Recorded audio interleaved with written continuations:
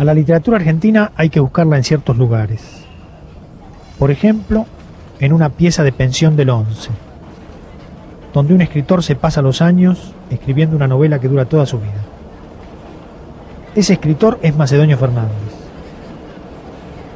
A veces pienso que la literatura argentina es Macedonio Fernández. Yo mismo escribí una novela pensando en Macedonio.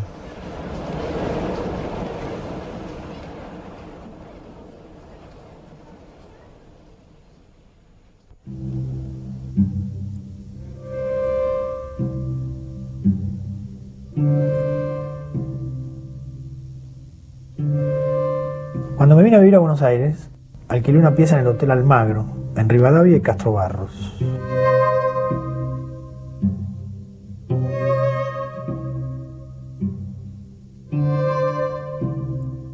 A la vuelta del hotel está la Federación de Box, y los miércoles me iba a ver las peleas.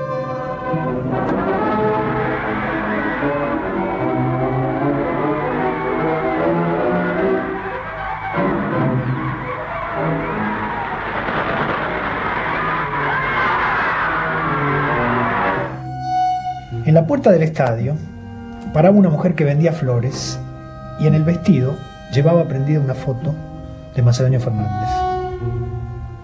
Se llamaba, o se llama, Rosa Malavia. Y durante varios meses yo la encontraba en la puerta de la Federación de Box y la invitaba a tomar el té en las Violetas. Nunca supe dónde vivía, porque nunca me lo quiso decir. Supongo que alquilaba ella también alguna pieza en un hotel de la zona o dormía en un zaguán. Tomaba el desayuno en la iglesia evangélica que hay en Medrano y comía lo que le regalaban los puesteros del mercado que estaba enfrente de la pensión. A Macedonio lo había conocido de chica, a los 15, cuando todavía iba a la escuela. Decía que en aquel tiempo Macedonio ocupaba una casita por Morón o en Aedo y que ella lo visitaba porque vivía a la vuelta y que su padre era médico. Nunca supe de dónde había sacado la foto y nunca supe si lo que me contaba era verdad. A veces se quedaba un rato callada y después me decía que ella era totalmente macedoniana. Y con eso tal vez quería decirme que era inocente.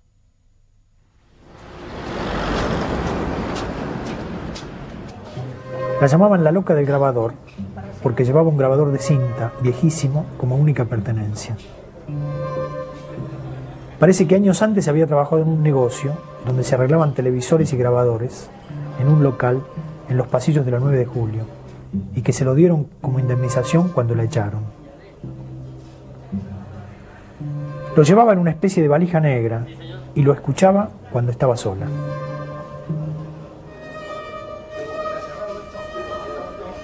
A veces de pronto se perdía un poco y me miraba con los ojos vacíos y decía que estaba muerta y que tenía todo el cuerpo hueco por dentro, como si fuera una muñeca de porcelana. Entraba y salía del hospicio. Desaparecía 2 o 3 días y de golpe volvía a aparecer en la puerta de la Federación de Box vendiendo flores que robaba de la chacarita.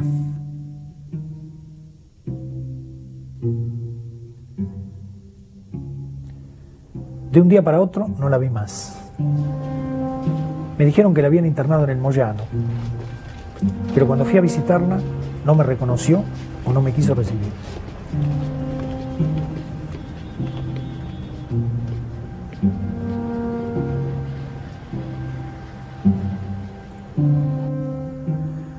Varios meses después, una tarde, me llegó una encomienda con el grabador.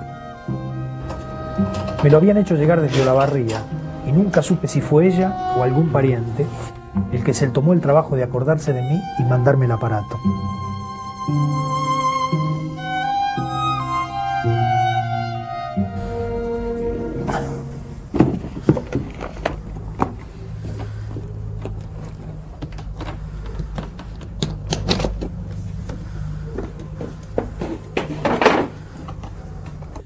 Ese grabador y la voz de una mujer que cree estar muerta y vende violetas en la puerta de la Federación de Box de la calle Castro Barros fueron para mí la imagen inicial de la máquina de Macedonio en la ciudad ausente. Hay un mundo para todo nacer. La voz perdida de una mujer con la que Macedonio conversa en la soledad de una pieza de hotel. Nacer y no hallarlo es imposible.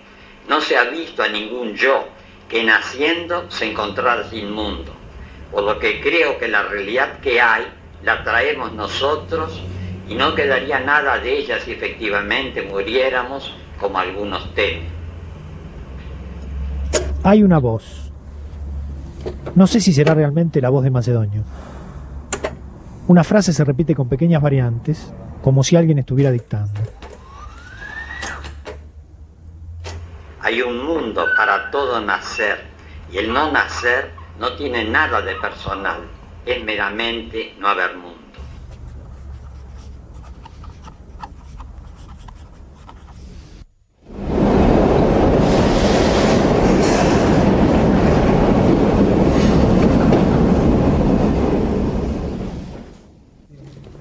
La ciudad ausente es la novela que yo escribí pensando en Macedonio. Y a partir de esa novela, Gerardo Gandini compuso una ópera.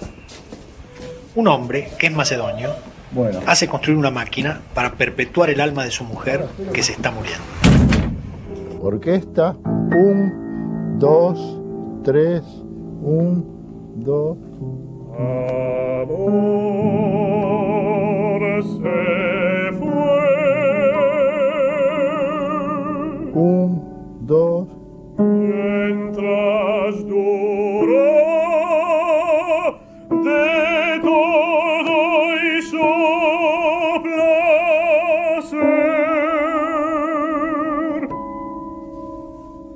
Cuando se fue, nada dejó que no doliera. Van creciendo. Bueno, tocamos todas, hacemos la escena entera. 1, Pero, 2, ¿quién era realmente Macedonio 4, Fernández? 1. Macedonio es un tipo que canta en tono menor. Siempre hay una especie de acorde de Macedonio, que es un acorde como de fa menor. Eso sí, por ahí está por ahí abajo. Todo completo, las notas de Macedonio serían estas.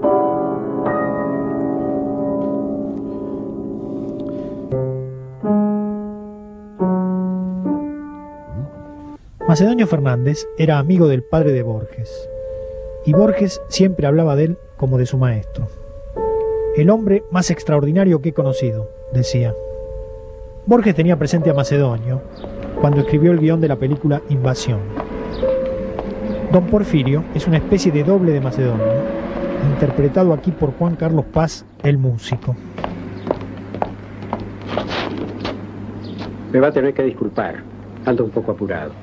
Yo no sé la altura de Macedonio, da la impresión de que haber sido un tipo petizo, no sé. Bueno, Paz era un tipo petizo, flaquito, con libros en francés bajo el brazo, y bueno, con bigotes sería muy parecido a Macedonio, tal como aparece en la película Invasión, es muy parecido a Macedonio con bigote y poncho, en realidad.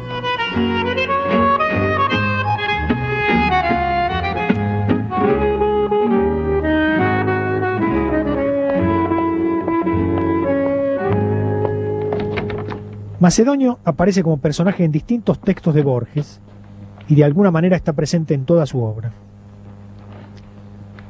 Lo imité hasta la transcripción, hasta el apasionado y devoto plagio, dice. Pero Borges también decía, Macedonio no está en los libros que ha escrito, los libros son inferiores a él. Más que leerlo, a Macedonio había que conocerlo. Hoy no queda casi nadie de los que conocieron a Macedonio en vida. Ustedes dos vayan al Hotel Unión, en la frontera noroeste. Entiéndanse con don Cesario. Hace unos 30 años, en 1967, Mándelas para aquí. Germán García hizo un libro con reportajes a todos los que lo habían conocido, empezando por Borges. Conocí ahí algunos personajes para mí admirables. Yo tenía 22 años y fui a verlo a Borges varias veces. Y al final ya no hablaba de nada, porque yo iba y lo dejaba hablar de cualquier cosa. Y hay en ese libro hay una pequeña venganza hacia Borges, porque Borges me prometía de una vez para otra que me iba a dar el prólogo que había hecho para la antología de Macedonio, y no me lo daba nunca. Entonces al final, como yo tenía que cerrar el libro y no me dio el prólogo, le puse textualmente un montón de balbuceos que dice, sí, no, claro, bueno, en fin, ¿no? Se lo puse para burlarme. Y creo que Bioy Casares o alguno de ellos se dio cuenta, porque dijo que era una impertinencia, porque eso se había publicado así, etcétera, etcétera, que Borges había escrito sobre Macedonio cosas muy importantes. Bueno. Pero además pues yo tenía una cierta molestia por este mito que inventó Borges, de que Macedonio era una persona que hablaba pero no escribía, y que lo que importaba era su conversación, y me parecía que había una ambigüedad ahí, porque había una especie de admiración por la figura, pero que consistía en una especie de borrar totalmente lo que Macedonio había escrito. El problema de Macedonio, y eso también pasa un poco con Juan Elio Ortiz, que se ha hecho un mito del personaje que impide su lectura atenta, y además Macedonio es para leer atentamente. Y entonces, qué sé yo, muchos han contribuido indudablemente a esto. Pienso que el escritor más famoso que tenemos también estuvo en eso, al punto que se corrió el rumor de que era una creación de Borges.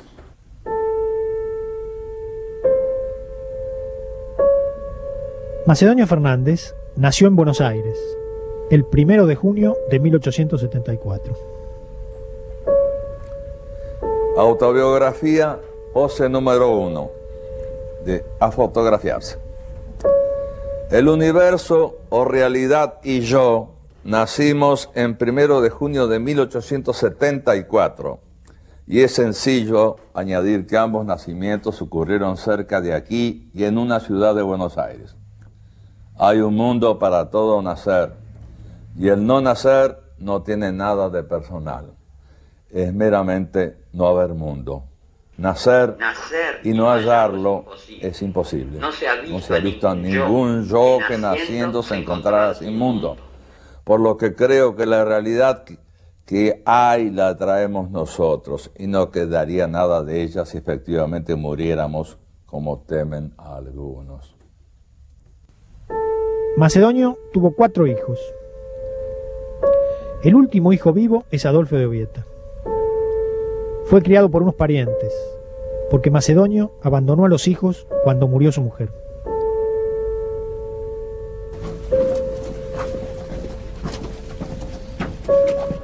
Macedonio vivió durante años en pobrísimas piezas de pensión o en casa de amigos, arrastrando de un lugar a otro una valija con sus cuadernos, su obra interminable.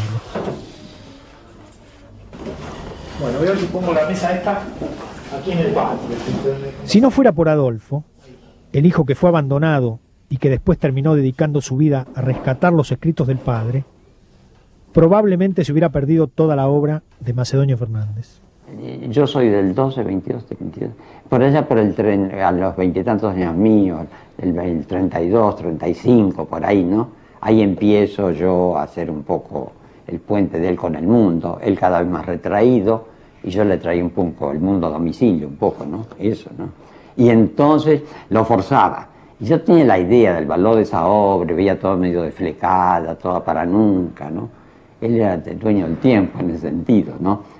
Yo quizá lo mortificaba yo, el joven, que ya quería ver las cosas hechas, ¿no? Y le traía una y otra vez más, cuando lo iba a visitar, porque no vivía con él. Así que yo lo iba todos los días a visitar. Yo tenía un empleo para él en la Plaza Mayo, y entonces lo visitaba a Belgrano, donde él vivía, o antes, o los lugares donde fuera, y le llevaba eso y lo forzaba un poco. Y gracias a eso han avanzado muchas cosas que no se hubieran hecho, ¿no? Bueno, yo creo que era una necesidad imperiosa, ¿no? La vida de Macedonio debe haber sido un poco dramática, con muchas frustraciones, ¿no? Y pienso que él entonces tenía forzosamente escribir como necesidad, y lo demás no tenía mayor importancia para él. Ahora a lo mejor se lo tomaron al pie de la letra, entonces lo publicaron poco, ¿no? Eso es peligroso, ¿no? Y aún así, en el prólogo Noto de Vigilia, dice que no lo hubiera publicado él, sino que Scalabrini Ortiz, Francisco Luis Bernárdez y Leopoldo Marechal prácticamente le arrebataron los manuscritos y lo llevaron a la imprenta. Si no, no hubiera podido quedar inédito. Sin embargo, siempre escribiendo. Bien, siempre escribiendo. Es como si una cosa que era distinto el de escribir del publicar. ¿Para quién escribía? No sé, para la posteridad, para sí mismo, no se sabe. Macedonio tenía fotofobia, no sé si ese dato lo tenías.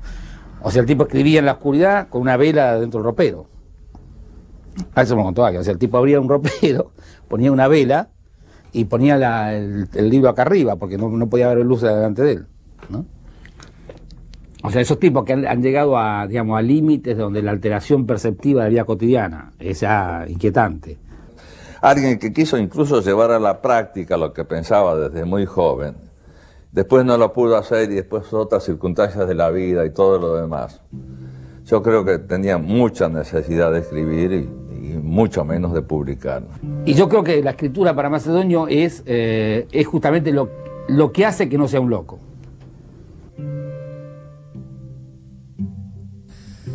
Macedonio Fernández y algunos amigos, entre los que estaba el padre de Borges y Julio Molini Bedia, intentaron a fines del siglo XIX, hacia 1897, fundar una comuna anarquista en una isla. Parece que fue una especie de proyecto de colonia utópica, con 3 o 4 personas, entre las cuales estaba el padre Borges, que no pudo ir porque se casaba en ese momento, en el año 98, Julio Molini Bedia, un tal Muscari, Carlos Muscari, y no sé, algún otro. Ahora, ¿qué contenido tenía? Yo supongo que estaban un poco de moda en el siglo pasado esas colonias de tipo anárquico.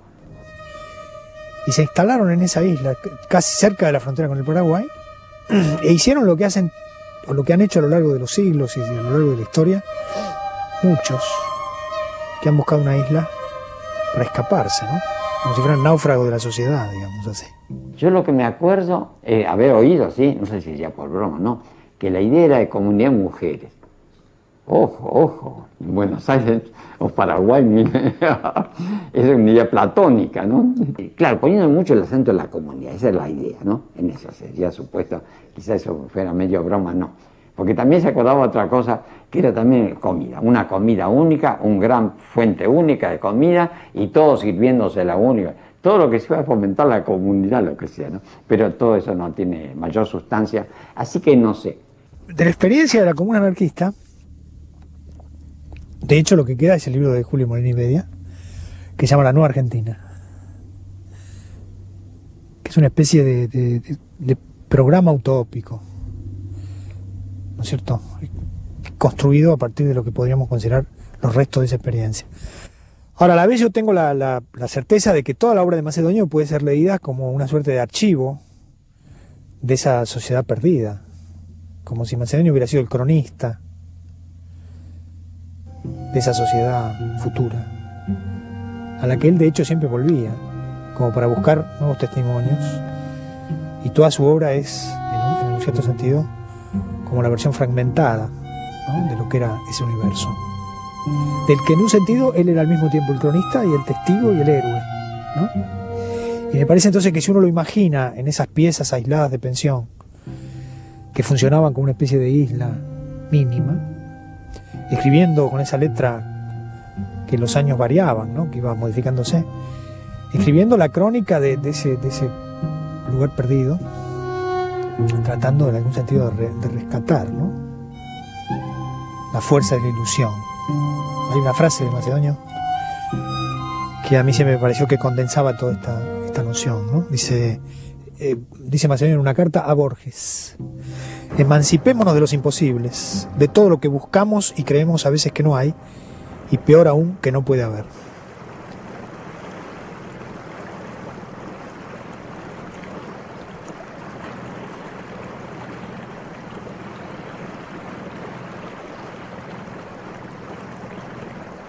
Siempre estuve buscando la selva, buscando la naturaleza, y me parece que ese viaje de él al Paraguay, esa excursión medio fallida de juventud, seguramente ya era eso, atracción de la selva y de la naturaleza. Después, ayer, a la noche me acordaba de eso, pensaba que ese puesto que él tuvo de fiscal o de juez para allá por Posadas y Misiones, también no podía haber sido en cualquier otro lugar del país. también era eso, zona ahí tropical, zona de naturaleza.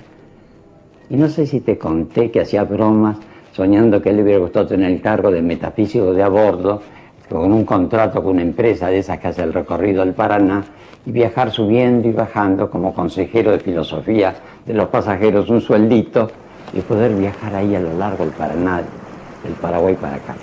En 1910, a los 36 años, Macedonio viaja a Posadas para ejercer durante un periodo el cargo de fiscal en el Juzgado Federal. El Alto Paraná, uno de los más ricos territorios argentinos, suelo fecundo y pródigo, la yerba mate, el oro verde, ha sido y es fuente de fabulosa riqueza. El río es hoy un camino de civilización y de progreso, pero no siempre ha sido así.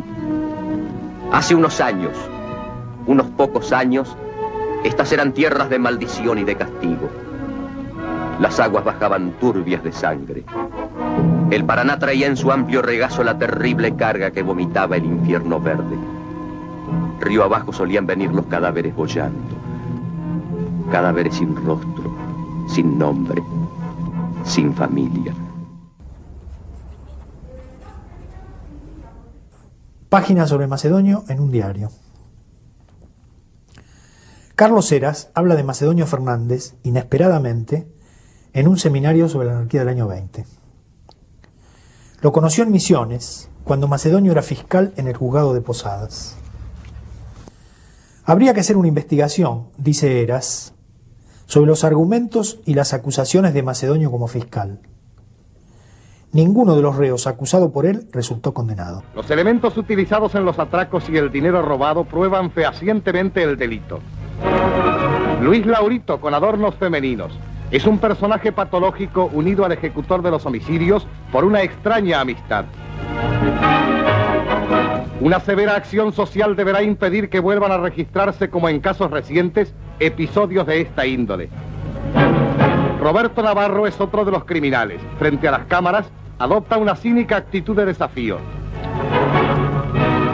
El estrangulador César Paesano simula ataques de epilepsia para escapar a la condigna sanción.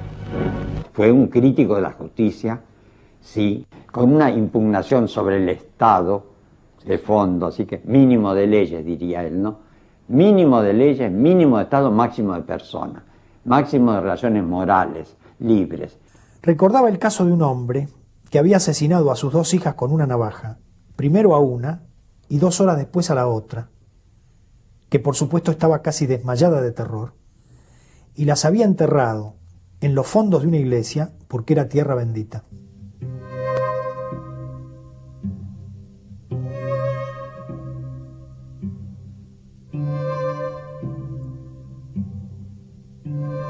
Macedonio logró construir una acusación que hizo casi innecesaria la condena. Heras dijo que el argumento de Macedonio consistió en sostener que el hombre había matado a sus 2 hijas, una de 12 y otra de 14, porque no quería verlas condenadas a repetir la vida de su madre, que había terminado loca, ni la de la hermana mayor, Elisa Barrios, una conocida cancionista popular. El hombre había planeado matarse, pero no tuvo valor o no consiguió suicidarse, a pesar, dijo Macedonio, de que trató de ahorcarse con un alambre de púas. El hecho de que hubiese usado un alambre de púas se había convertido en un elemento central en la acusación de Macedonio.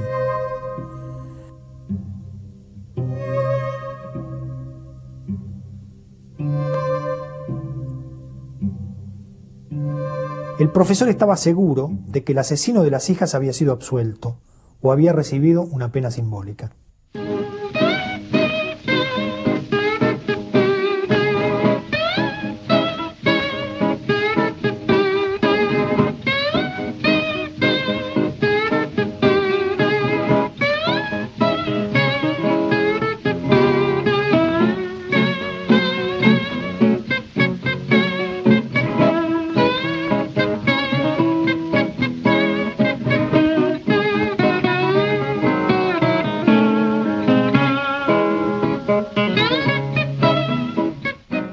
Hacia 1923, Macedonio es descubierto por Borges y otros jóvenes escritores que se convierten en sus discípulos. Oliverio Girondo, Leopoldo Marechal, Raúl Scalabrini Ortiz.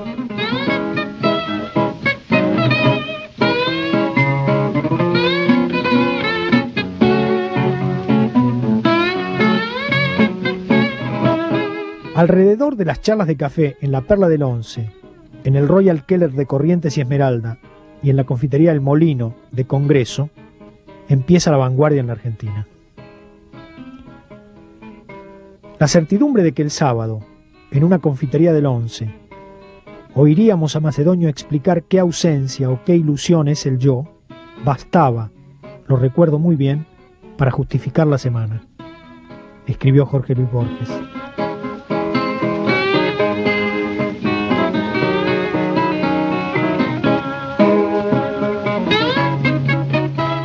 En 1927, varios amigos de Macedonio lanzan en el diario Crítica, en un suelto, la candidatura a presidente del escritor. Macedonio emprende la campaña presidencial como una crítica irónica a la política práctica. Es más fácil, razona Macedonio, ser presidente que farmacéutico, porque menos personas se proponen ser presidentes que dueños de una farmacia. Esa fue una especie de humorada, con una base fantástica, con una especie de doctrina política también mezclada. La idea es que él no creo que nunca jamás aspiró a ser presidente ni se le pasó por la cabeza nada, por fantástico que fuera su pensamiento y su egolatría, nunca llegaba tanto. Pero sí la idea de generar algún movimiento, porque ahora me acuerdo más. Me acuerdo que hay unas cartas en 1917-18, su primo hermano Marcelo del Mazo, que están recogidas en el epistolario, donde habla con neto contenido de un movimiento. Y Macedonio dice que él cuenta con gente muy responsable de acá para generar algo. La carta a Marcelo del Mazo de 1920. ¿Cuándo podríamos conversar? Deseo hablarte de ciertos planes de acción política marginal, diré, cuya contextura habrá de interesarte. Al mismo tiempo, unos amigos jóvenes escritores desean ponerse en inteligencia con Mertens para cierto objeto circunstancial. Con estos jóvenes hemos convenido reunirnos el lunes, pasado mañana, en el bar del Molino, Rivadavia y Callao, donde yo estaré desde las 3 hasta las 7.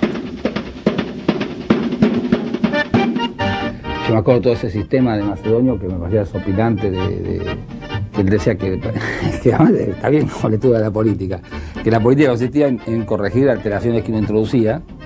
Entonces él iba a introducir escalones desparejos, que la gente se tropieza, iba a introducir cucharas de papel que se disuelven cuando vos querés revolver el café, unas monedas chiquititas que pesaban muchísimo, unas monedas grandes que no pesaban nada, y que cuando todo el mundo estuviera harto de todo este tipo de alteraciones de la realidad, él se proponía presidente para corregir esa misma alteración de la realidad, ¿no? Era casi como un portador de las palabras y de las ideas y de una conversación y de una cosa donde él va tirando cositas así, pero es como que no hiciera nada,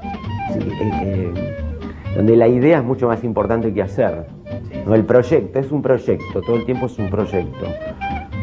La forma con la que cómo concretiza la nada Macedonio, ¿no? Es impresionante. Y entonces crean como una especie de agujero negro, ¿no? Es como si fuera un hueco misterioso, que esto es lo que crea la inquietud. Y yo me doy cuenta en situaciones que me han pasado que me acuerdo por Macedonio. La otra vez yo caminaba en dirección al Colón por la calle como Cerrito, una de esas, y al torcer hacia la Plaza de la Valle me ataja un fotógrafo, padre de una pianista famosa, una cosa de un hombre en el extranjero, y me dice: usted seguramente va al Colón. Digo, yo no voy al Colón. Ah, yo creí que usted iba al Colón. Y entonces quería avisarle que el concierto de hoy se suspendió hasta el viernes. Entonces yo le dije, bueno, yo no iba al Colón, pero de todas maneras, muchas gracias. Bueno, esa es una situación típicamente macedoniana, que yo ni me acordaría de ella si no me la hubiera cantado en otras historias macedonios.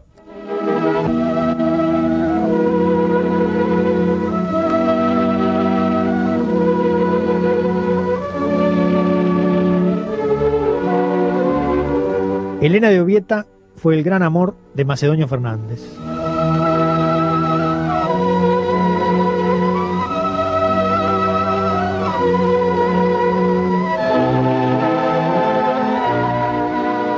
Cuando ella murió, Macedonio abandonó todo y empezó a vivir sin nada, como una asceta o un místico. Elena se convirtió en la eterna, en la que persiste más allá de la muerte.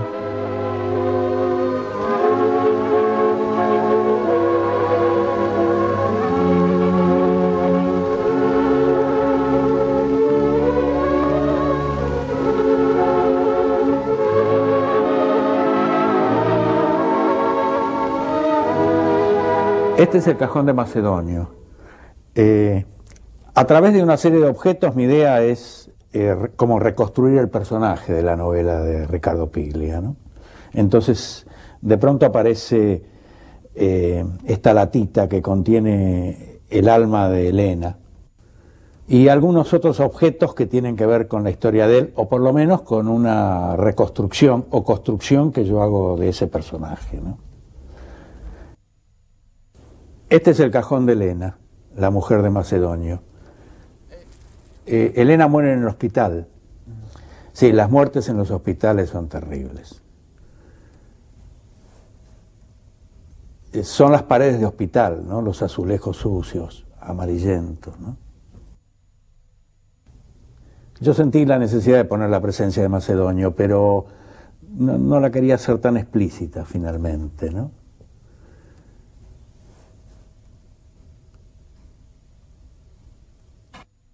Este es el cajón del ingeniero ruso. Macedonio le pide al ingeniero que fabrique la primera máquina de Elena, una máquina que iba a perpetuarla.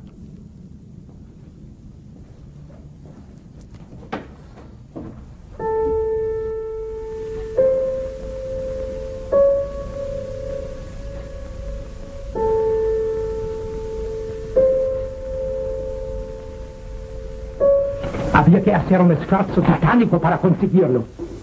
Pues había que hacer ese esfuerzo para que su hija no muriese. Si yo conseguía detener el tiempo, si yo prolongaba indefinidamente ese instante,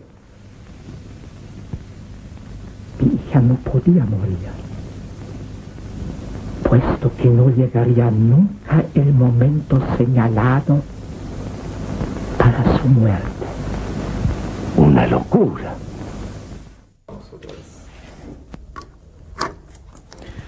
Bueno, ahora les voy a mostrar la máquina de la mujer de Macedonio, que tiene una luz que titila.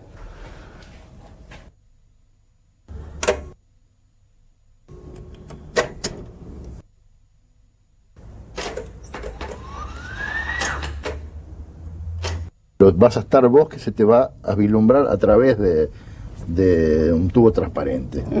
Y ese tubo estará lleno de cables y más, pero vos vas a estar como una mujer, no como una máquina. No. Va a estar dentro de una máquina, pero no sos una máquina. ¿Sí?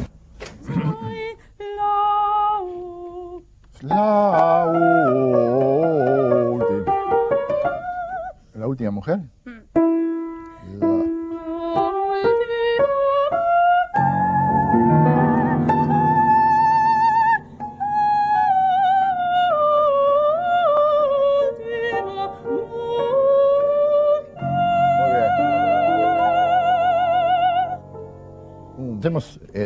Tocamos todas, hacemos la escena entera,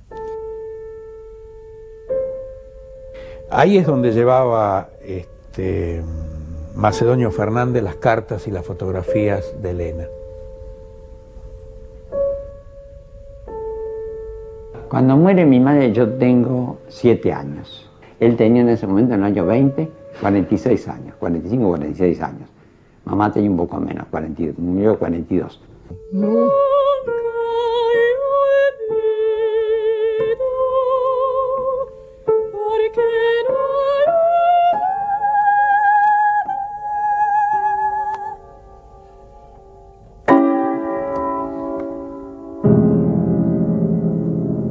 Elena de Obieta, bella muerte. No eres muerte, quien por misterio pueda a mi mente hacer pálida cual eres. Si he visto posar en ti sin sombra el mirar de una niña, de aquella que te llamó a su partida y partiendo sin ti, contigo me dejó.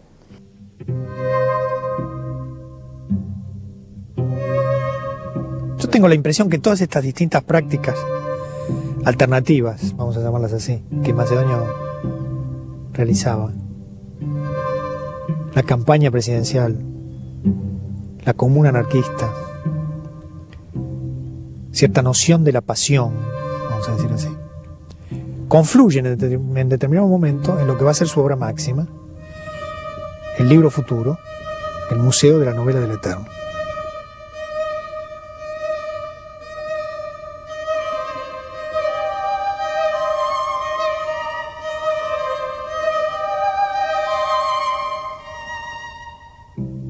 Yo tengo el recuerdo de que la novela tuvo una larga gestación, porque como le interesaban tantas cosas a la vez, ya no hay más que hojear los cuadernos para ver que el mismo día tiene un apunte de biología, de economía, de estética, no sé qué. Entonces estaba tan diversificado el mismo, porque la traía todo. O sea que eso se inicia en el año, yo rastreando los cuadernos más viejos, que están por acá, en el año 20 y tantos, 23, 24, o sea, la idea.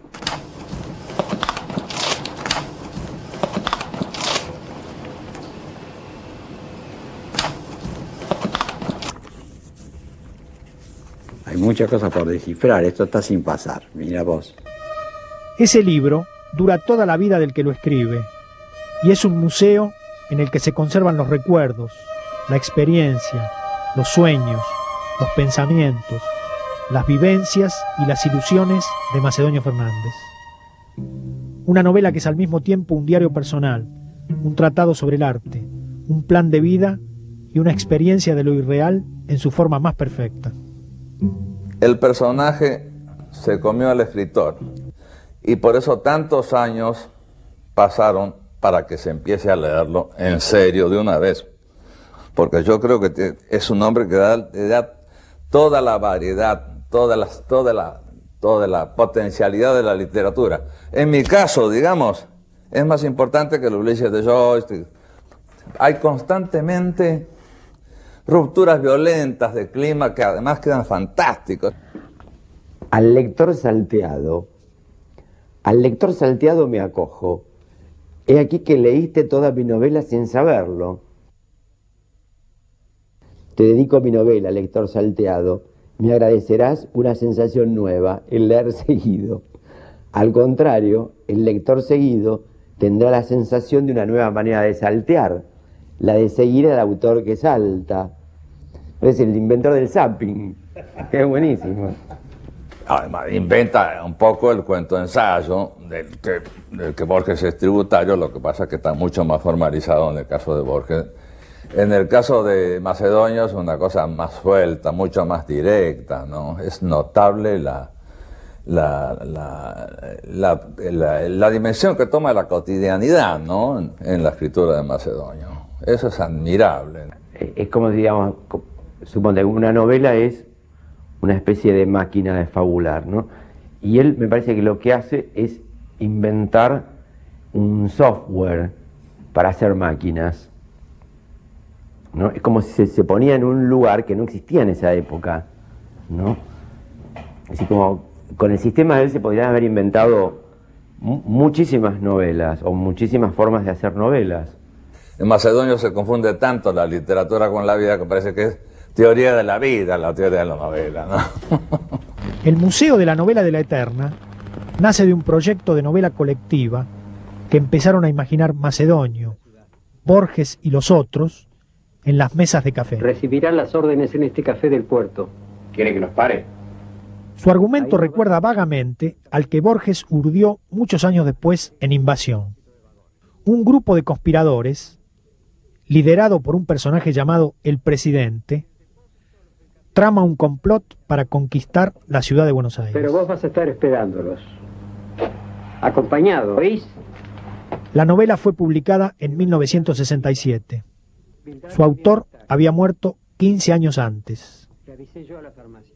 Sin Macedonio Fernández, sería imposible imaginar no solo a Borges, sino también a Marechal, a Cortázar, a Néstor Sánchez y a muchos de los que vinimos después.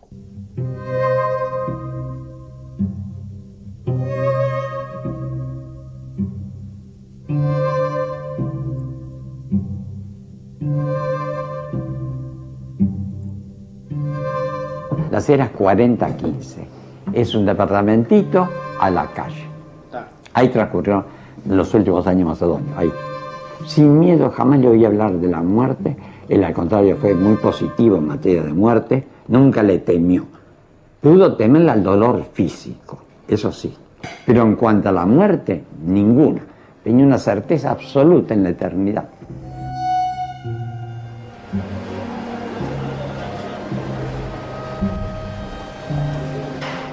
Macedonio está en la ciudad. Él escribió la obra del porvenir. Sus libros transcurren en el futuro. El siglo próximo será macedoniano.